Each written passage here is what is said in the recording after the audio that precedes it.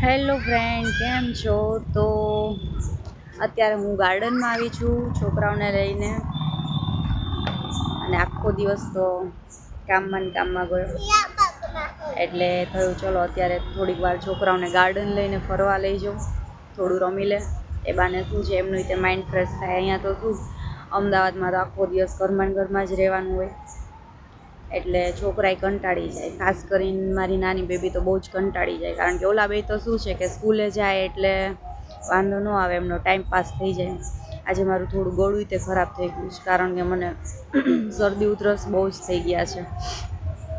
આ જો ને, એક તો વાતાવરણ એવું છે, ઘડીકમાં ઠંડી પડે, ઘડીકમાં ગરમી પડે. તમારા ગામમાં કેવું વાતાવરણ છે? ઠંડી છે, ગરમી છે? જરા જણાવજો. તો કહેવાય ને કે આજે હું ગઈ હતી લાલ દરવાજા, તો બહુ જ થાકી ગઈ, કારણ કે છોકરાને થોડીક વસ્તુ ને એવું બધું લેવાનું હતું સ્કૂલની ને.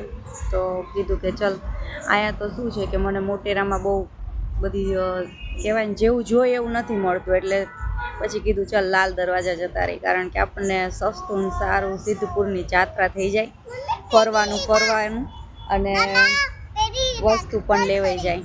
ઓકે, બસ પછી આવીને રસોઈનું કર્યું, અને હવે જઈએ છીએ અમે લોકો ઘરે.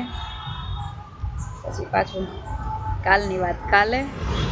તમે બધા કહેજો તમે લોકો કેમ છો, મજામાં? તો ચલો બધાને બાય બાય, ગુડ નાઇટ, જય મેલડીમાં.